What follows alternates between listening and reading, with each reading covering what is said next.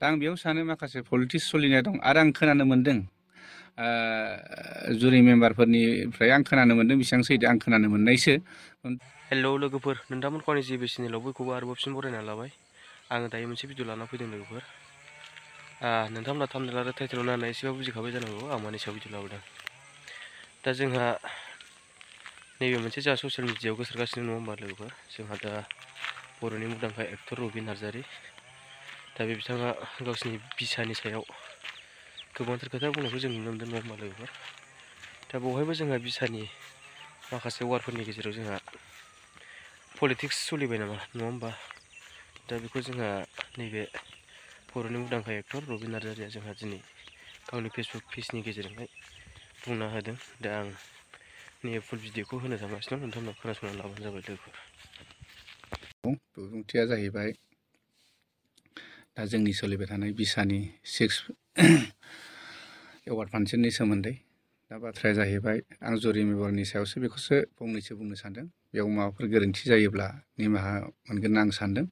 दा बाथ्राया जाहैबाय जोङो बेयाव मोननै केटेगरिनि जा सिनेमा नायदों, खिन्थु मोननै केटेगरिखौबो जयैनो मोनसेयावनो नायनाय जादों। बाथ्राया जाहैबाय आर्ट मुभि हिसाबै रजनी बसुमतारी मेडामनि आरो दा लकेल फिल्म जिथु कमार्शियेल मुभिनि सायाव आरो। दा बाथ्राया जाहैबाय मेडाम रजनी बायदिनि जिथु गराय फाख्रि सिनेमाया गोबां जायगायावनो आसामनि गुबुन गुबुन स्टेटआवनो गोबां केटेगरियावनो एवार्ड मोनबोनाय सिनेमा।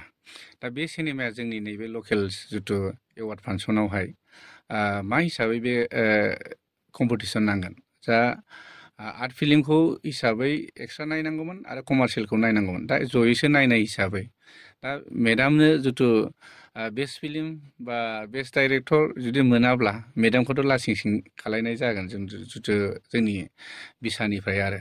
दा आं बेखौ बुंनो सानाखै, खिन्थु नंगौ पार्टिसिपेट हिसाबै रजनी मेडामाबो खालायनो हायो, खिन्थु आर्ट मुभि हिसाबै बेखौ बेलेग एक्सट्रा केटेगरि नायनांगौमोन आरो कमार्शियेल हिसाबै माखासे जोंनि लकेल सिनेमाफोरखौ नायनांगौमोन।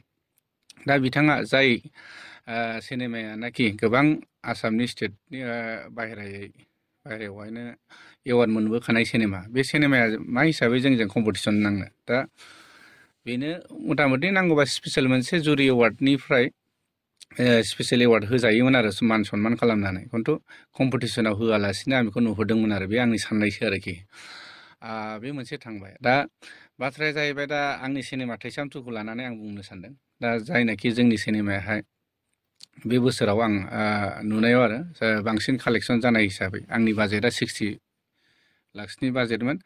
दा बे सिनेमाया मथा मथि 98 लाखसो कालेकसन जानाय जादों आरोखि। दा बे सिनेमाखौहाय जिथुनाखि आं बेलेग केटेगरि, आं बेस्ट एक्टर बेस्ट डाइरेक्टर आं बे बेस्ट सिनेमा बेफोरखौ बुंनो थाङा, खिन्थु एक्सन हिसाबै नमिनि हिसाबैबाबो फैनांगौमोन। आंनाबो जाथारदों बे नङा, एवार्डखौ आं मोनथारनांगौ बे नङा, खिन्थु नमिनि हिसाबै फैनांगौमोन। जों एसे आनकमन लेभेलनि जों एक्सन बानायनाय जादोंमोन। दा आं बेयाव सानो माखासे पलिटिक्स सोलिनाय दं आरो आं खोनानो मोनदों जुरि मेम्बारफोरनिफ्राय आं खोनानो मोनदों बेसेबां सैथो आं खोनानो मोननायसो, खिन्थु आंनि सिनेमाया कपि हिसाबै बे कपि हिसाबै आंनि सिनेमाखौ एवार्ड बा नमिनेट होआ होनदों। खिन्थु बाथ्राया बिदि बे नंद्राया जानो हागौ, खिन्थु खोनानो मोननायाव आरो। खिन्थु आं बेखौल' बुंनो सानदों जे जुदि कपि सिनेमाब्ला बेस्ट सिंगार जिथु नमिनेट होदों, बेस्ट मेकआप होदों आरो बेस्ट मिउजिक जिथु डाइरेक्सननि जुदि नमिनि होदों, बे बोरै फैनो मोनखो। दा बाथ्राया आं खोनानो मोनदों जयन्त नार्जारि बिथांखौ आं डाइरेक्ट बुंखायो, जिथियानाखि आंनि मुभिया रिलिज जादोंमोन अब्ला सानसोराङा गावनि फेसबुक पेजाव मोनसे पस्ट होदोंमोन। बेयावनो आंनि सिनेमाखौ बियो इनसाल्ट खालायखादों आरो जयन्त नार्जारियाबो। अब्ला बिथाङा दिनै प्रेजेन्ट एक्टिभ जुदि आर्टिस्ट मानसिया मा हिसाबै जुरि मेम्बाराव थानो मोनखो। दा गावनिनो मोननै मोनथाम सिनेमा दं जिथु बे एक्टिभ हिसाबै बे बोसोरनि बा थांनाय बोसोरनि सिनेमायाव। दा बे सिनेमायावबो थानाय हिसाबै एक्टिभ माने जिथु प्रेजेन्ट जिथु आर्टिस्ट हिसाबै बिथाङा जुरि बर्डआव थानो मोनामोन आंनि नुनायाव आरो। मालाया मा सानो, खिन्थु आं बेखौ मोजां मोनाखै।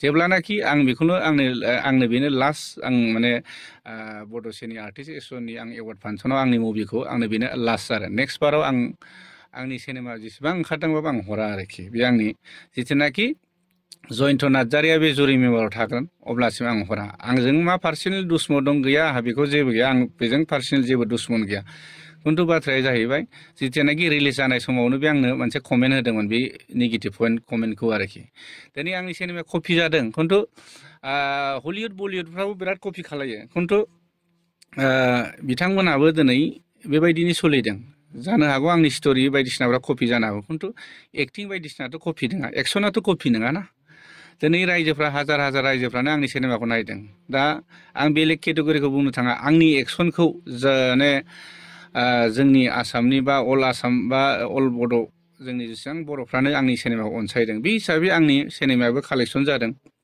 जिथुनाखि 60 लाख बाजेटनि सिनेमाया 98 लाख दासिम माने कालेक्सन जाना दं आरोखि ओंखायनो आं बेखौ बारा मोजां मोनाखै आरो बिथाङा जुरि मेम्बाराव थानायखौ आं मोजां मोनाखै जेब्लासिम माने बे जुरि मेम्बाराव थागोन बिथां जयन्त नार्जारिया अब्लासिम आंनि सिनेमाखौ आङो बिसानो आङो एवार्ड फांसनाव हराबो खिन्थु बेनो आं बिसानि सार्टिफिकेटखौ लागोन आं बिसाखौ फोथायो खिन्थु माखासे जोंनि जुरि मेम्बारफोरा पलिटिक्सखौ आं नुनो मोनदों बयबो बिथांमोनानो गोबां जोंनि आर्टिस्ट बा जोंनि प्रडिउसार डाइरेक्टरफ्राबो गोबां रायलायदों दिनै बुंनो हायैयावसो बुङाखै आं दिनै फकासाव बुंदों बेयाव जुदि माबाफोर गोरोन्थि जादोंब्ला आं निमाहा मोनगोन होनना सानदों खिन्थु लिगेलि थांनांगौ बे आरोखि ओंखायनो बिथाङा आंनि सिनेमाखौ कपि सपि नाया होनदों नाया होनदोंब्ला जेबो नङामोन एलाउ होनाङोमोन आंनिफ्राय फैसाबो लानाङामोन एवार्ड फांसननि नामाव जोङो जिथुनाखि सार्टिफिकेटनि नामाव जोङो 3000 करि हिसाबै हरो हिसाबै